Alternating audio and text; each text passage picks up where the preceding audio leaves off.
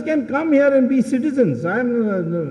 They'll be treated with all full rights under the Constitution.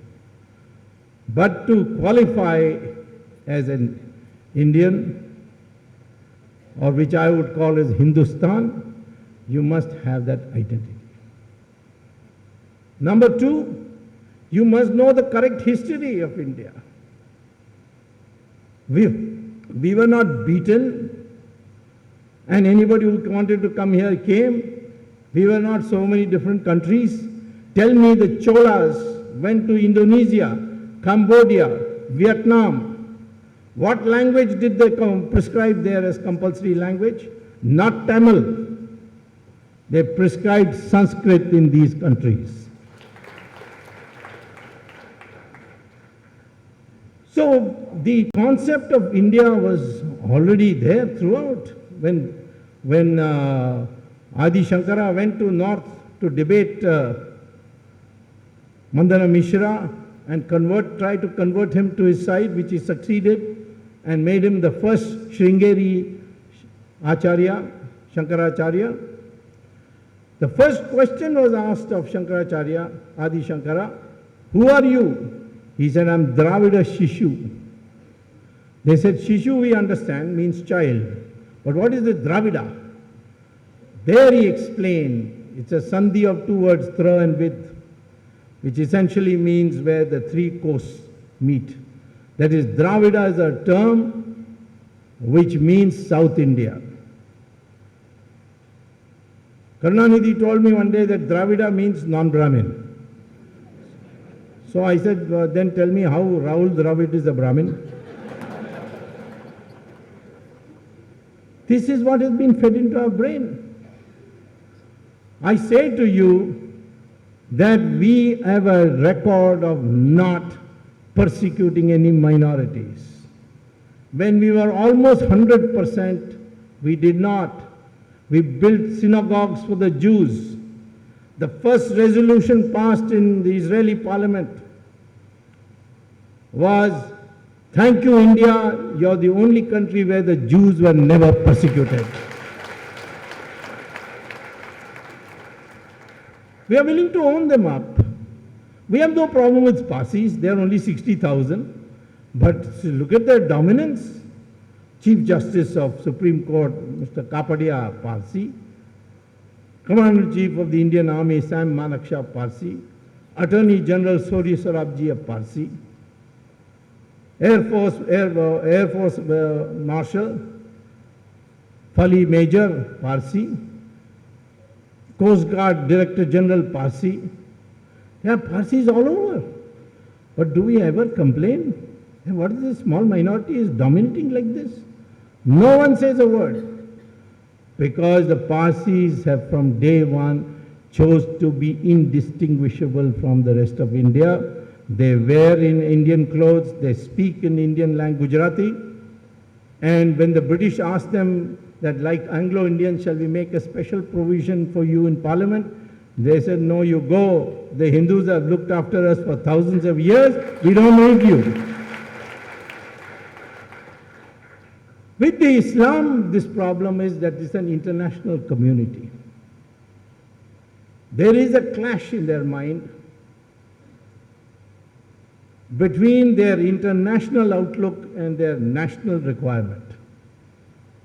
Moreover, Islam has a well-defined theology. I actually admire Muslims because their mind is clear. I am contemptuous of Hindus because they are all the time in confusion. It's like Arjuna sitting in the middle of the battle. Shall I kill them or not kill them? What will I get out of it? It required Krishna to tell him what his duty was. And then only after he convinced him, after a long discourse, that he decided to fight. But even then in the middle he had problem. Karna's chariot got stuck, so Krishna said, kill him now. He said, hi, I'm a Kshatriya. How can I kill? That man is bending bending down and trying to lift his chariot. It will be cowardly of me. So Krishna says, when your wife's sari was being pulled in the open court, Where was your bravery, Mr. Krishna? Kill him now if you have to avenge your what happened to your wife. So this has been the problem of this country, particularly Hindus, all the time looking at the shades of grey when the situation is black and white. That has to change.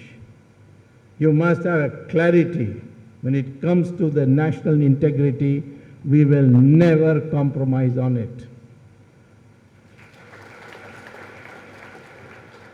See, I ask people, why is it that in Saudi Arabia, we have 20 lakh Hindus there as workers? Somebody is a mechanic, somebody is a driver, somebody is a factory worker, and so on. But they are not allowed to build a temple, even a single temple in Saudi Arabia. Can they celebrate Diwali? No. Can they hold Satyanarayan Puja inside their house? No. Can they keep Ramchandraji's photograph in their pocket when they go to work? No. Nothing. And there's a huge punishment if you do.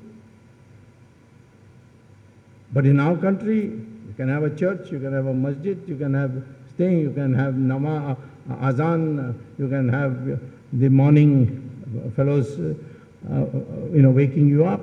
All that you can have. We don't object. Look at this difference. Why? We say uniform civil code. No, this is against our religion. We will not accept.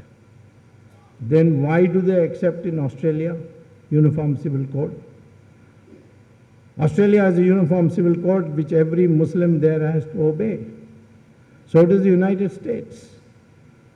One mullah once said that it would be good if the Australian government agrees to allow us to use Sharia for our marriages.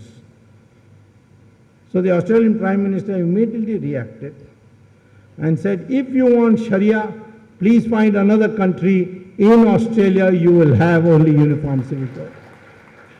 And then what happened? All the Muslim organizations there passed a resolution, sent it to the Prime Minister, that this mullah is a mad fellow. We are happy with uniform civil code. In our own country, Muslims have accepted uniform criminal code. In a criminal court, a Hindu can give a judgment to a Muslim. And by our secular law. If I implement Sharia, then I'll have to cut their hands off, or I'll have to stone them to death. These are all the prescribed punishments in Sharia. But they don't ask for Sharia or criminal law, only civil law. So why is it that in Australia they accept, why they don't accept here? Because Muhammad was very clear. He told the Muslims, it's there in Sirah and Hadith. When you are in majority, that is called Darul Islam. No minority should be tolerated. Kafirs should be killed. That's there in the Quran also. And no other religion should be allowed to come up. When you are not in majority, but the majority is amorphous like ours, with all Arjunas sitting there wondering what to do,